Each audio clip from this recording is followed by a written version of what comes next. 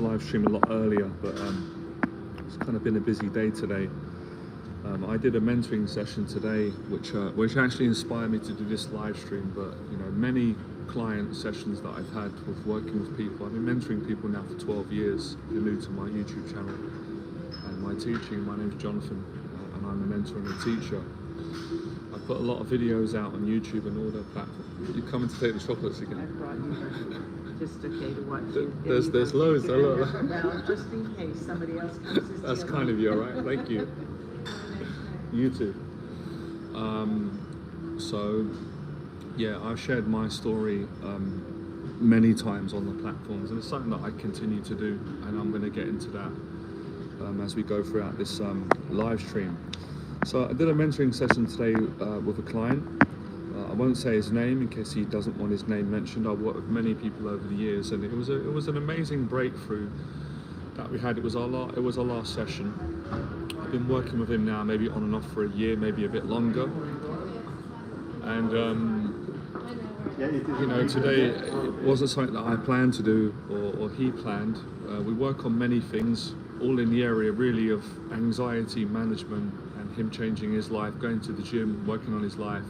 And today he opened up, you know, and he spoke about his anxiety, his childhood trauma, the causes.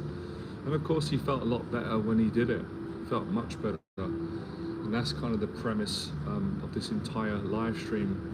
And you know, most of where my teaching was born out of, and what I learned when I was younger, and what it's been a continuation of learning also from other people. So we'll get into that. Just give me a few minutes, guys and girls, just get my breath and have some of this coffee. It has been you know, sometimes you don't realize how busy that you've been until you sit down and actually breathe and relax, and then you go, yeah, I'm kind of tired. You know, it's been an all-action day.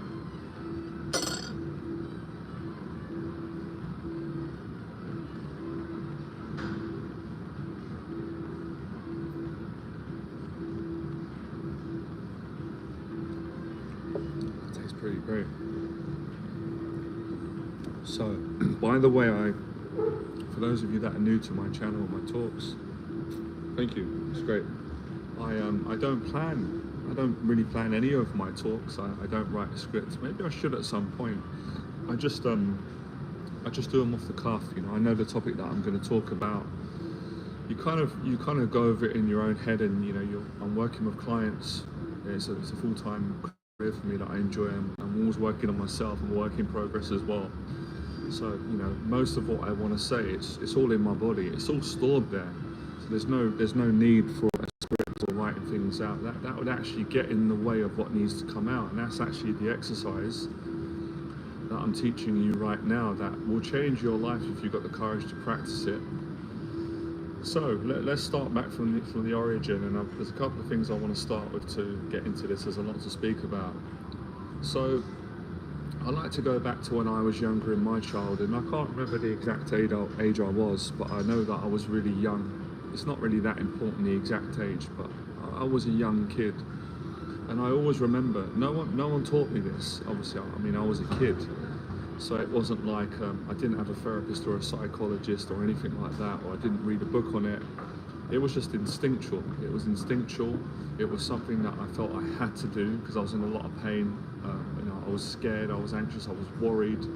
Of course, within all that, there would have been shame as well. Like, for example, let's say I was getting bullied at school, and school had finished. I've gone home now.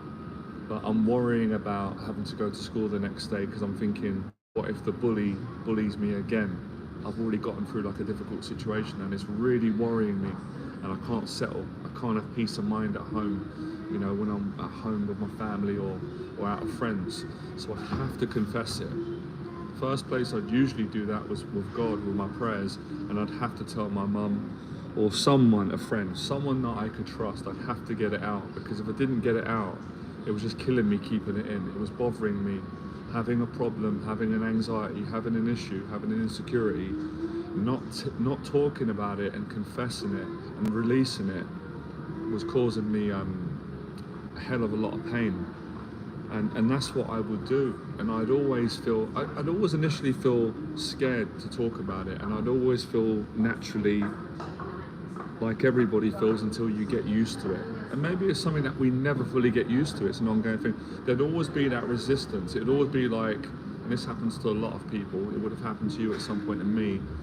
If I'm doing mentoring sessions with a client and we're working through something and they're working on whatever it is, their business, their career, their relationship's a challenge, often people will do this, and you might see me do it in my talks, they'll go, they kind of breathe, and that's what happens before you're about to release and reveal an insecurity or an anxiety or something that's bothering you, trauma, especially if you find it awkward to talk about when someone is looking at you. You know, if you're talking to someone, it could be anyone, a friend, a therapist, it could be on a video, you'll notice that people do that.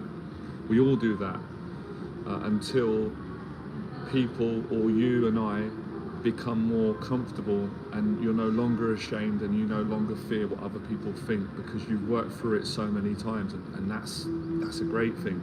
That's what I'm hoping to explain to people today. I don't think we can achieve all of it today, but I can help you to make progress, and you'll go and practice it in your life, you know, whatever feels right for you. So there would be that initial, you know, that panic and kind of gulping and worrying and I feel awkward about getting it out. But once it was released, you know, you feel better because you're not keeping it in, and it's the keeping it in and the bottling it up which causes way more pain than actually releasing it. But yeah, obviously, you know, it's human nature. You know, we've all been conditioned. We've all got fears and anxieties of talking about our insecurities and our fears and releasing them because we care about what someone's going to think. We worry that they are going to judge us, etc. So I like to explain that process. So I did that as a kid. Now, obviously, if you know my story, as I got older, I got bullied as well, and I tended to, wasn't straight away, but at a certain point as I got older, I started to kind of close down again and do what a lot of people do, and bottle things up. And that's why I'm, you know, really good at helping other people, because I've worked through these insecurities, and some of them I've still got. So, you know, I know how people feel, and I know what it's like to be on both sides when you're insecure about something and you need to talk about it and get off your chest and work through it and improve it, so it's no longer an insecurity, or accept it, whatever the case may be. So yeah, the client done that to him. It was, you know, a hell of a lot of growth on his part, because that had taken him a lot of courage to explain that and really go into detail. It was really beautiful. You know, when people are honest about their stories and they get off their chest, you see the relief in people's face. So it's evident this works, and I know it works because I've, you know, got the results from it myself and helped so many people. If you look at anyone who's successful, I don't know why Mike Tyson comes to mind. The reason why, obviously the obvious reason for most people is because obviously Tyson was a good boxer, but the kind of new generation, the reason why even the old fans or the new fans, the reason why he's become so popular and successful is because of the brutal honesty and the vulnerability, because he's so honest and open and transparent about his deepest insecurities. And everybody's got insecurities, and everybody deep down would like to do what Mike Tyson's doing, but not all people, but many people don't have the courage, right? And I'm not judging that, but we're just explaining it in detail. That's people's choice. You can't force someone to open up about their insecurities. That's obviously each and everyone's individual right, but nonetheless, people go online, they search up, and Tyson's not the only one. I'm not bigging myself up and trying to say look at me, but people come on and watch my live streams and my videos, which I appreciate. I'm aware of it, kind of talking in third person, because they want to get the relief of seeing me open up. So how does Jonathan do it? How has he got the courage to talk about his insecurities and reveal it publicly? Like, I want to do that, or I want to connect with someone who makes me feel like I'm not on my own, or gives me hope, or gives me something to aim for. And that's a really good thing. That's why, you know, that's why people appreciate other people sharing their stories with their recovery or their journey or their traumatic past. And it always goes back to that. You know, all of our issues, if not majority, It always goes back to childhood and the past. So that's why I titled on this live stream, you know, talking about your insecurities, and I didn't have room to write all of it. It's funny because logically, human logic, the way the human mind works, and the general consensus of thinking throughout the whole of society, throughout all cultures, people think if I admit publicly, or if I tell my friends or my family or my partner, if I reveal to them my insecurities, it's actually gonna well, number one, it's gonna cause me harm. It's gonna make me more insecure. I'm gonna be giving my power away to people. My opinion's gonna be lowered. I'm gonna be rejected. I'm not gonna be loved. I'm not gonna be liked. All that dialogue. But what people don't understand, yeah, there's always a chance that someone could judge you, and we'll get to that in a second, right? I'm just gonna put that in a folder. I'll come back to it. But in actual fact, in actual truth, that's not true. Admitting your insecurities, it doesn't make you more insecure in the long run. It actually makes you more secure. Now, I don't mean this in an arrogant way, but it's true and it's factual. And I study people. I study this area. It's my area. I love it. The human struggle, the human transformation, insecurities, anxiety. Every single person that is successful, and I know success, I define it in many ways, but let's just look at it for a certain, kind of in a certain way. Everyone who's successful online, every single person pretty much, I'd say 99.9% of these people have all confessed their insecurities. That's why they're successful. Now again, it's not knocking anyone. All the people that are fanatical fans of these people that haven't had the courage to confess their insecurities, their trauma, their pain, they're not successful. And when I realized that many years ago, it made me feel really good and really hopeful about the fact that I could change my life and I could help other people, and that there was hope for me or anyone. Because I studied successful people, I studied their life, I studied the patterns, and I also studied people that were not successful. And we could define success in many ways, but let's just look at it plainly. People that are not happy, that have not achieved their goals in their life, that have not even tried, that are ashamed of who they are, and they've never actually admitted it. So when I saw that, I went, right, I'm going to make a note of that, and that's how I became successful in my life.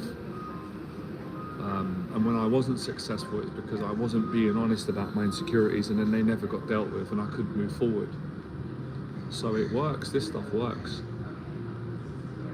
Deep down, everyone knows it, but knowing it is still not the same as actually applying it. Does that make sense?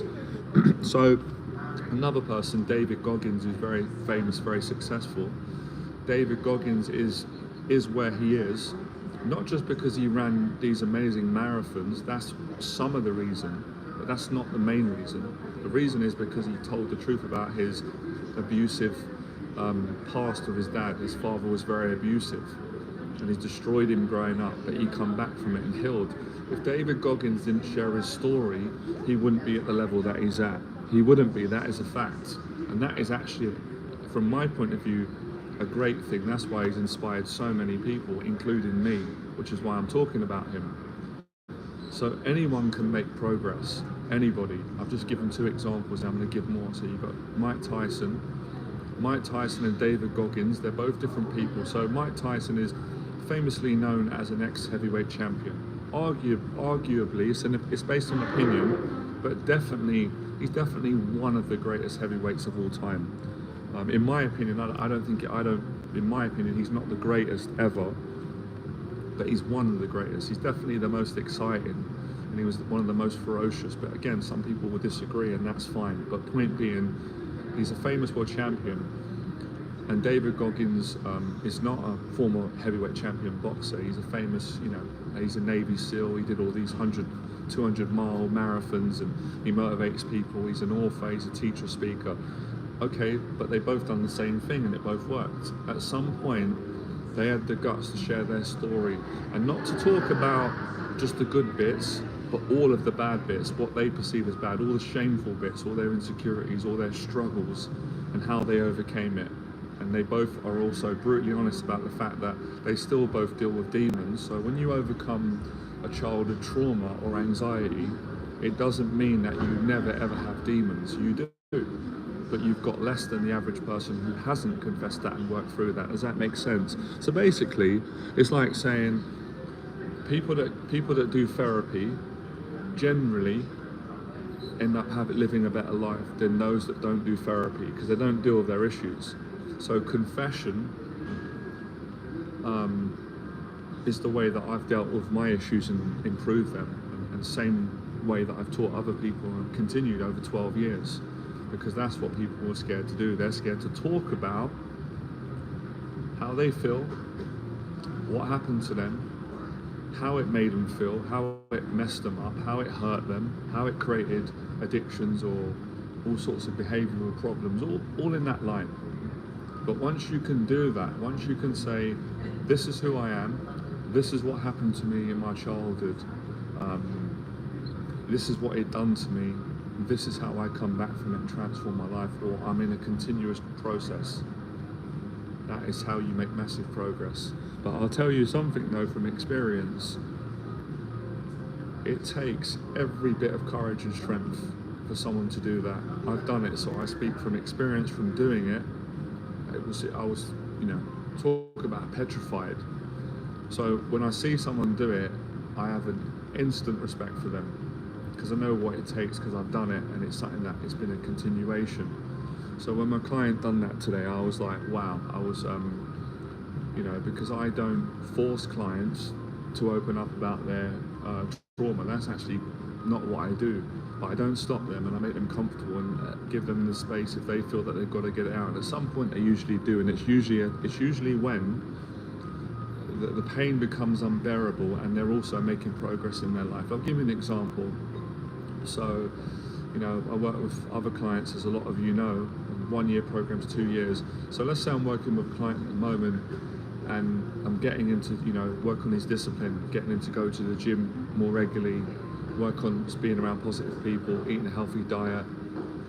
He does his other therapy groups, so that's going well, he's making progress. So generally, usually, there's when people are making progress in their external life, so they're going to the gym more, which is great, they start making progress, and it's unconscious, but I'm becoming conscious of it. People generally get a bit more self-esteem and courage to then start to reveal their issues, their shame and things like that, if that makes sense. And that was something that I've done on my journey, and I've observed it with a lot of successful people, and it's been another beautiful realization.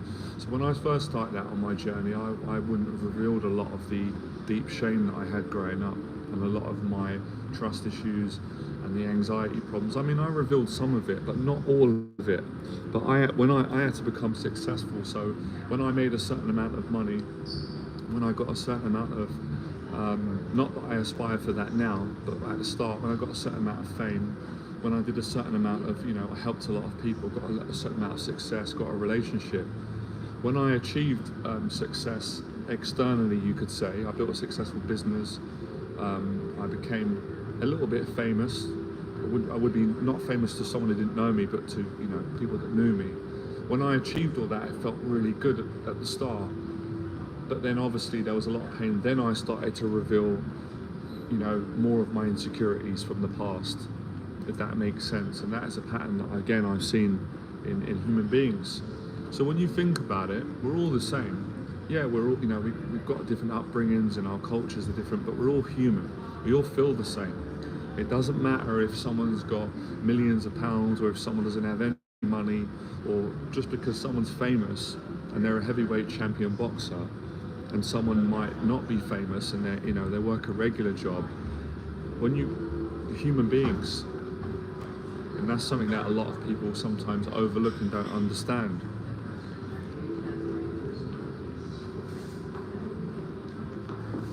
But I often say this, and I kind of say it in joke and jest, but there's a lot of truth in it, and I'm saying it because part of me is actually, as you can see, I'm doing it now.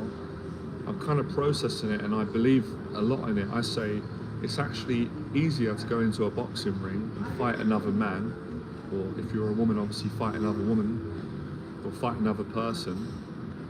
That's easier than talking about your deep shame from your childhood, your trauma, until it becomes easy, if that makes sense. Because years ago, I wouldn't talk about it. I wouldn't trust anyone. I would never go to therapy. Um, I would talk about it with my nan, because my nan was like the only person I trusted 100%, and I knew that she wouldn't judge me or harm me. But other than my nan, even with close friends that I loved, I wouldn't open up about certain things. I couldn't do it. I couldn't go there at that time. I couldn't, it wasn't just, oh, I'm not sure what they're going to think of me, because they wouldn't have thought anything negative anyway, or if they did, whatever. It was more, I just couldn't go there. I couldn't talk about it. Emotionally, I couldn't go there. When I was at that point, I'm talking about 20 years ago, 15 years ago. I'm not at that point now, but at that time, I couldn't go there. I couldn't do it. I wouldn't get help. I was defensive. I couldn't do it. I couldn't be vulnerable. I couldn't talk about things I had too much pride at that time. I was too insecure. So contradictory. People think that being secure is about, how can I say it? Because that sounds a bit extreme. Basically, what most people do, and I did it as well, so it's not judging again, but we're being truthful to help people. And I'm trying to share more of my story with you to help you more. That's my job, and it's a pleasure. Thank you for listening too. So, especially men as well, but people think, well, if I want people to have a good opinion of me and I want them to think that I'm confident, I need to tell them lies about myself and lie to myself. So let's just say you're not a confident person right now, and you know that, but that hurts your feelings, and you don't like that truth at the moment, and you don't want people to know that. So you lie, or you put on a front or a facade, and you try to project to people that you are a confident person, but inside you know that you're not. You know that you're deeply insecure, and this was me for many years, and this is many people till they change. So if you don't at some point say to people, actually, do you know what? I'm just going to be honest. I'm a very insecure person. I may try to show you or other people that I'm this confident person, which was what I would want. I want to be, and I would like people to think that about me. But the truth is, inside, I'm very, very insecure about myself. That is actually confidence. It's the other way around. And I realized that it was a few weeks ago, and I was excited to share it, and I'm going to be talking about it more. Hopefully I'll get the opportunity. So that doesn't work in the long run. And usually when people, I would say, when they get into their 30s, 40s, 50s plus, they realize that. I'm not saying that's for everyone, I'm not pigeonholing, but generally from my experience and from observing, and I've mentored hundreds of clients. I just want to let all of you know, because obviously some of you might not know me, don't know all my story. I've also had therapy too and mentorship, and I love that. It's life-changing. So I've been in both sides of the spectrum. I've mentored a lot of people. I love helping people that are positive. It's my passion. And I also really like, when I need help and I can find the right person that I trust that can help me, I like receiving the help, because it changes your life, makes you a better person, in my opinion, my experience. So confessing your insecurities eventually will make you a confident person. Does that make sense? I hope I've explained it well. Some of these concepts are quite deep and some of them are quite straightforward, but it takes a lot of courage. So, the vulnerability, and it's not like people feel like, let's say for example, think of one of the insecurities that you've got right now, right? And I've got many insecurities. Even now, I've worked through a lot of them, but there's still a ton more. I'm human, and so a lot of you know, just because you're, maybe some of you don't know, just because you're confident and successful, and you've overcome a lot and achieved a lot, it doesn't take away the fact that I'm still human, and I'm not perfect, and I'm not perfect in every area, or any area actually. So it's an ongoing process, So, where was I? I've gotten out quite a lot of what I wanted to share today.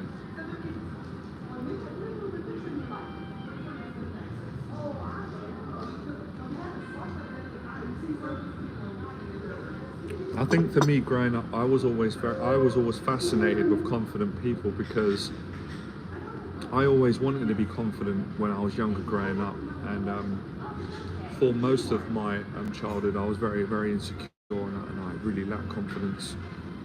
Although I do reflect on my life at times and think I do remember times where I was really confident. That was before I got traumatized and bullied, and the effects started to play out and break me down and make me very insecure and very struggle to make decisions, to be assertive, to communicate. Many of the things that my clients struggle with until I help them and build them up, do the mentorship, and they get to where they want to get to, and they continue to grow, which is a beautiful thing.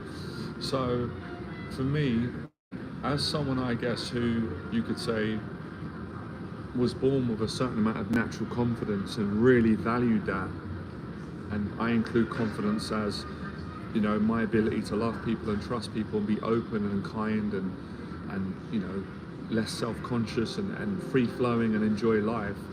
As someone who experienced life like that when I was younger, even if it was for a short time, my memory is a little bit distorted with time, but I do remember that. So as someone who had confidence, had peace, had joy, but then it was taken away from me because I got bullied, as I said, and my dad was very abusive. He was most of my trauma come from my dad. So when my dad started to be abusive towards me physically, verbally, psychologically, it broke me down. The first man in my life that I loved and looked up to and wanted to trust had broken my trust and hurt me, and then I got bullied at school, and then it kind of became a pattern that perpetuated for quite a few years. So eventually, most of me, and I connect on what David Goggins says about what happened to him with his dad. It happened to me. I think he said, I can't remember the exact words, I think he said that after his father abused him for many years, he kind of took his soul, he kind of became like a shell of his real self, and that's what happened to me. I just became like broken down, I wasn't myself around my dad. I was terrified and frightened and ashamed, and eventually that pattern of behavior that was created around my dad, and as a coping mechanism, it started to manifest around other people. Not everybody, but probably most people, or maybe everybody, who knows. So I was kind of like broken down, and I was always looking for my way back again, and that's why I was kind of obsessed with that one word, which is, I've always thought it's beautiful, confidence. So I would watch people growing up and going, wow, he's really confident, she's confident. How are they like that? I was trying to figure out how could I get back to that place, because if you don't have confidence in this world, it's really difficult. It's already tough when you've got it. So it's an important thing, confidence. Obviously, humility is so important as well. A certain amount of confidence, not arrogance. There is a difference between the two. I won't try and explain that now, because probably we'll be here all day, maybe another video, and that's not an easy thing to explain on a live stream. So confidence is important and humility is important, but not arrogance. Arrogance is not confidence. Arrogance is insecurity. It's nasty, it's aggressive, and it's totally different. Although people can mistake arrogance for confidence, because it's another one of those things in society which is a lie, but many people believe it because it's archetypical. It's an archetype, it's an idea, but it lacks truth. And when you do, when you get a bit more life experience and more awareness, and you can read people more and understand life a bit more through working on yourself and building relationships and being around different people, you can see through it.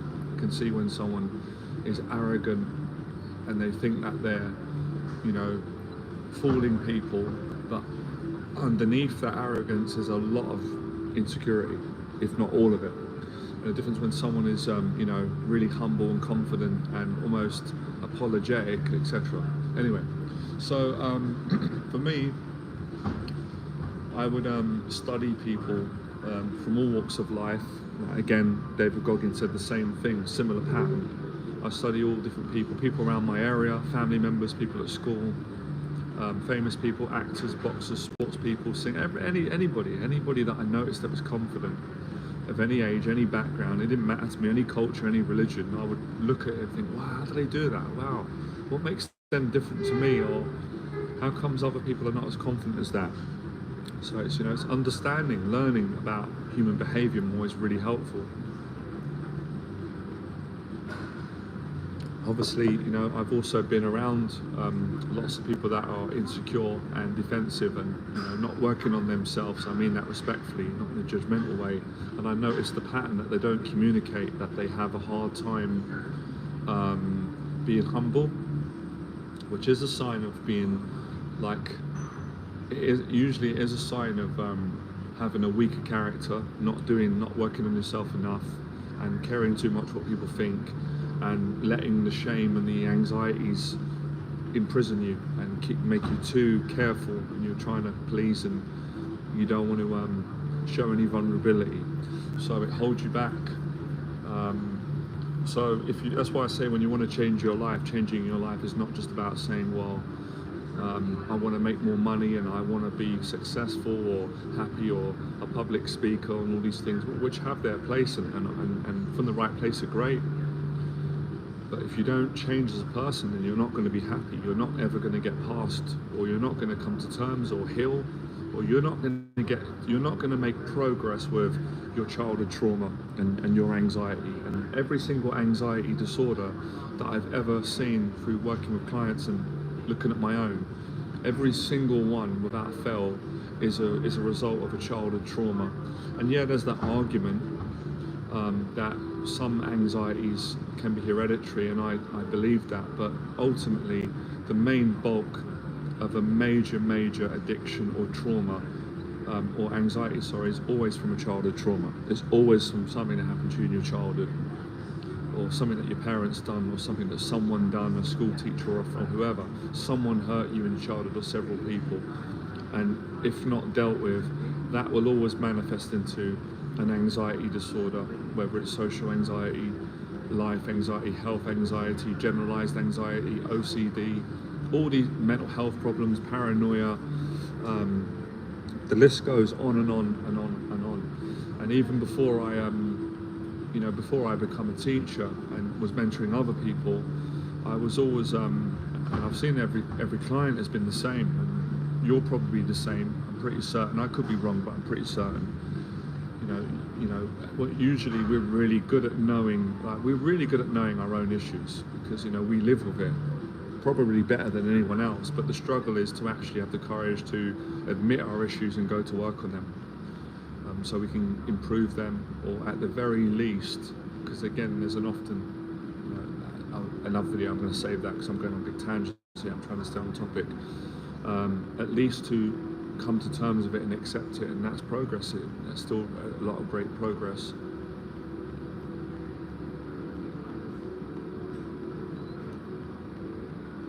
Now that's pretty much why most of humanity goes online on YouTube, especially in this area of self-help therapy, motivation. People are going online. This is the main thing. They're going online because people want, of course, they want to find a way of I'm going to use different words.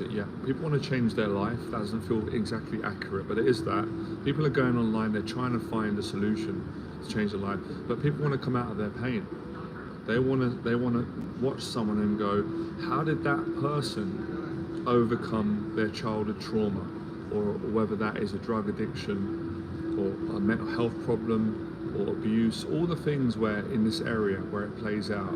How did that person overcome poverty and become financially free, or how did they overcome some sort of abuse, whether it was physical, sexual, psychological?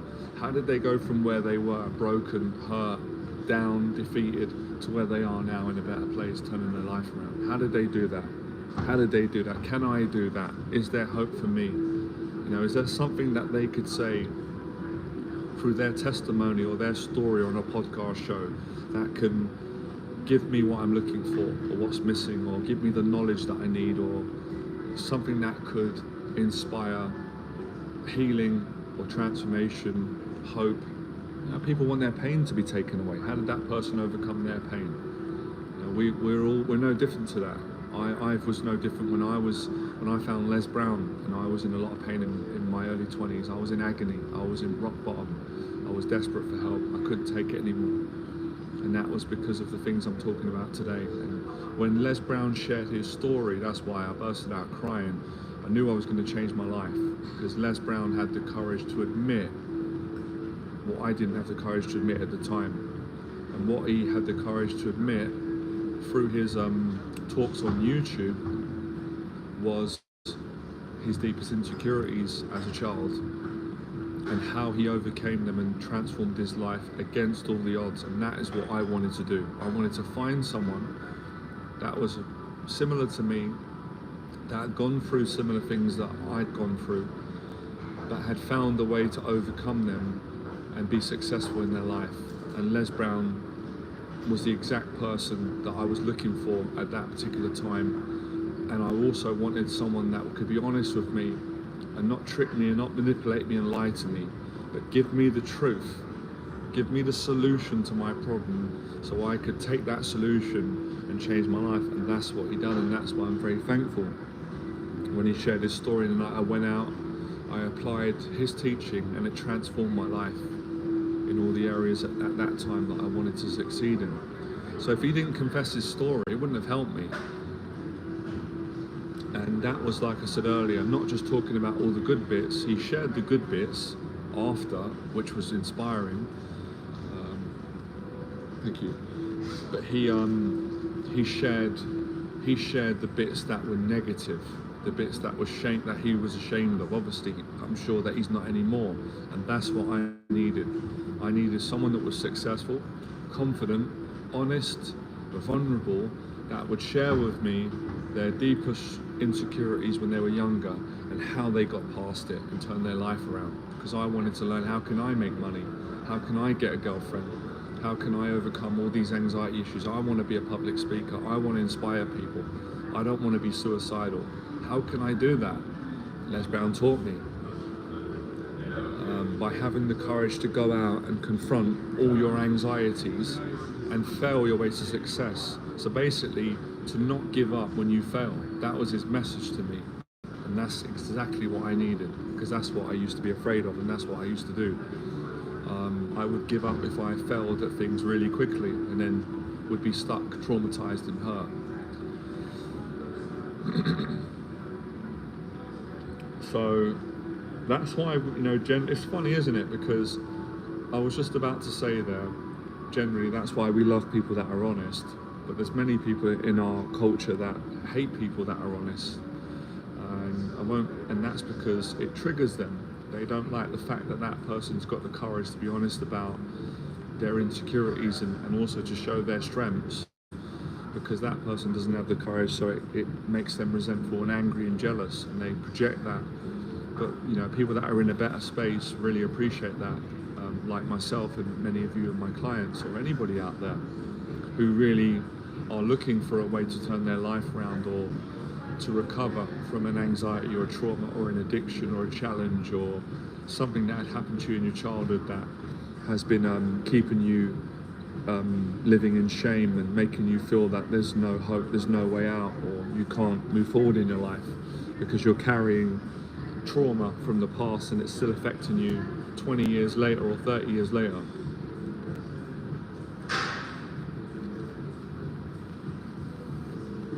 But obviously, like all things, it takes time. You're not going to heal. I mean, you can make a lot of progress, but no one's going to heal in one therapy session. Just like you're not going to heal, you're not going to heal your whole childhood trauma. I mean, it's not impossible, but it's unlikely doing one mentoring session with me or a therapist or a teacher. It's going to be a process, like everything in life. It's like someone saying, can I go to the gym and put on 20 pounds of muscle in one day? It's like, that's probably impossible.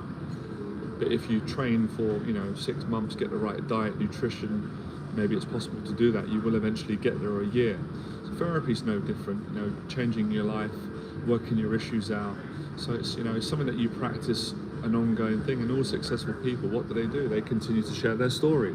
They don't share it once, they don't share it twice, they don't share it 10 times. They share it hundreds of times. Why do they do it? Because people need to hear it. And they, as you share it more, and I'm still sharing my story. I've been sharing my story now for 12 years, and I still love sharing it because I'm, perfecting it.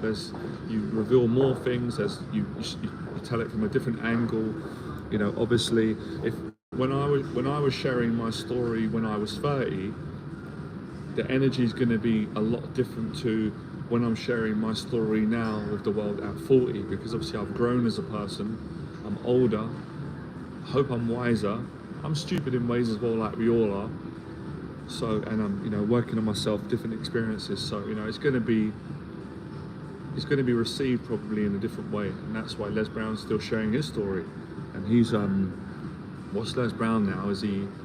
I think he's 78, 79. It's brilliant.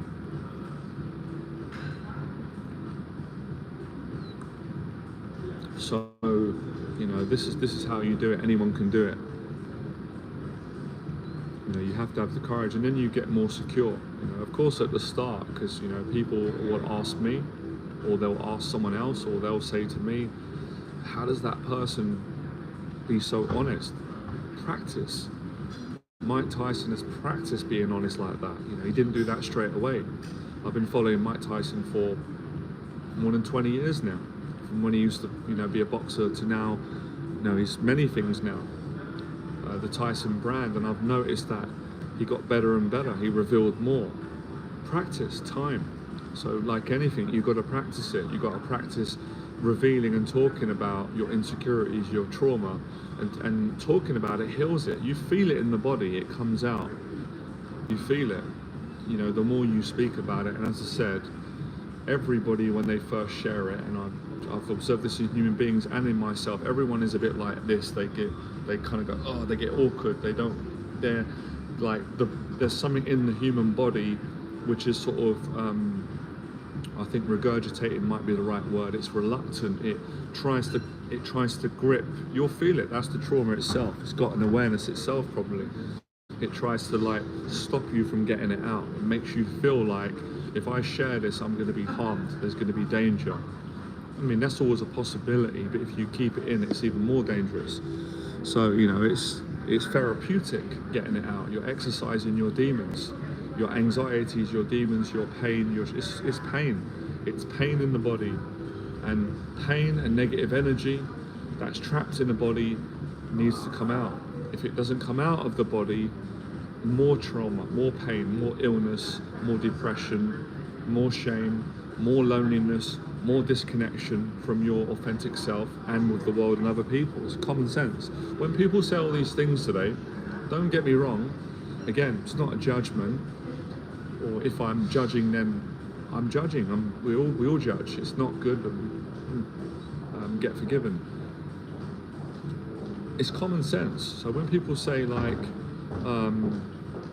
you know, you're not going to be authentic, you're not going to be authentically who you are born to be, or who God's made us to be, of course you're not going to be authentic, because you're not true. You're not honest about what you're feeling, whether that is a good emotion or a negative emotion or an idea that you've got. I knew that when I was a child.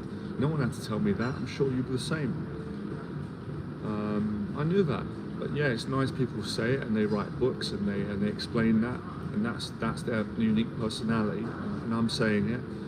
But it's just common sense. But just because something is common sense and everyone knows it, that doesn't mean it's easy to apply. It takes courage, and that's where my mentorship comes in, which a lot of it is about teaching people how to exercise their courage. And this is something that I had to teach myself, because I grew up for so many years being literally paralyzed with fear and anxiety and shame and deep insecurities about myself and about my life in every single area.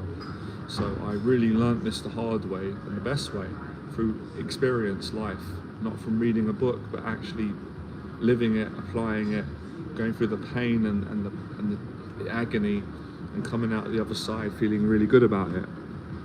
So this is being in the arena. I joke with my client Phil, but it's true.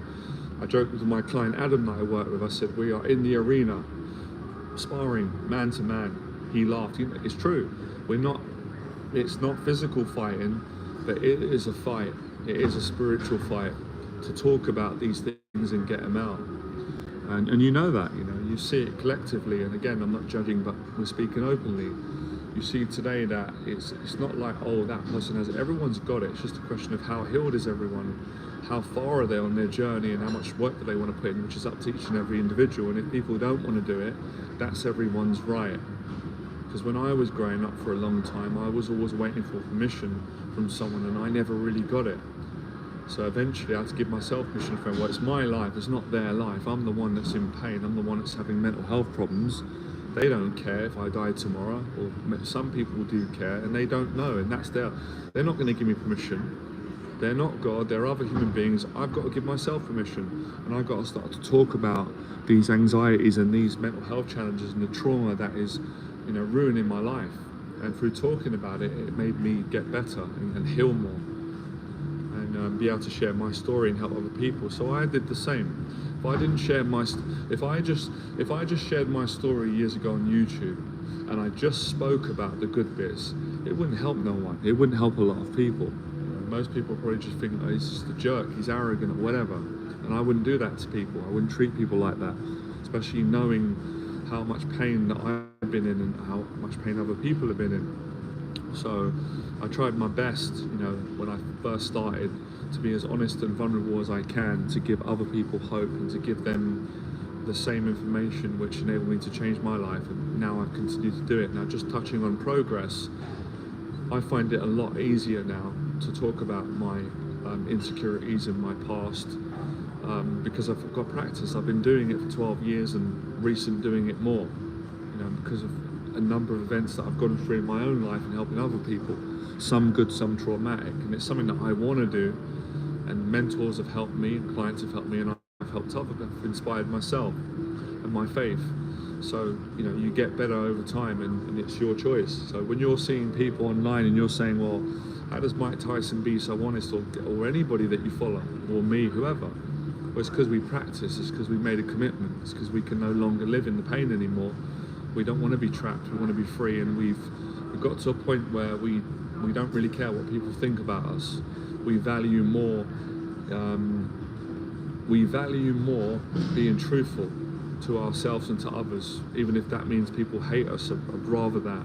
I'd rather be hated but love myself and be truthful and be kind to others than to be loved and admired by people for not being myself, or putting on a facade or bottling things up, because that's just, you're in agony. Who are you kidding?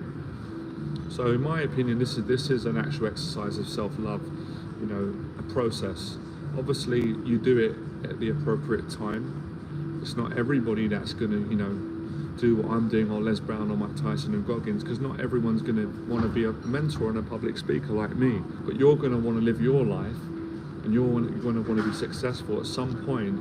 If you don't be real and honest with what you're dealing with, then you're not going to get past it in this life. You're going to be in pain a lot longer than you need to be. So that's why it's important to get these things out, and especially if you can do it with a therapist or a mentor like yourself, or a friend, someone that you trust, and do it with yourself as well. Build that relationship. Because think about it, you're with yourself, we're with ourselves for 24 hours a day, and if we are not honest with ourselves, then it ain't going to be much fun. So it's also your relationship with yourself, and you get stronger that way. You rise above the opinions of other people. And I remember, this always gives me gratitude, and I hope that it can do the same for a lot of you. Let me know. Some of my lowest moments throughout my 20s and even younger, my teens, I used to always struggle and think, I wish I could get to a point one day where I wouldn't care what people thought about me, and I could say publicly what my insecurities were, what my anxieties were, what was bothering me. And I used to always pray on that. I think because I weren't ready back in those times, and now I'm doing it, so I appreciate it. So it's for anyone can do it, but yeah, it does take a lot of courage, and it's something that you've got to be willing to do. No one can force you to do it. So yeah, that's kind of what I wanted to speak on today. That was the main thing, and it's I thought about it today. It's life. There's going to be some contradiction in all this, in that some days it's going to be easy, other days it's not going to be easy. It's like any given day in life, or going to the gym. You're going to have days where you're going to find the challenging workout easier, and another day you're going to feel more vulnerable, more insecure, and therapy's like that, or getting things out. Anyway, on that note, I'm going to end it today. I'm quite tired today. It's been a long day. I'm going to get some rest. I will continue this subject to do more videos, but I think I've covered more than enough throughout the last almost 15 minutes. So yeah, follow your own. At the end of the day, you've got to follow your own heart, your own instincts. But I found this to be life changing for my clients and for me, and learning from other people that really motivate and inspire me. Talking about insecurities and anxieties is eventually how you get over them.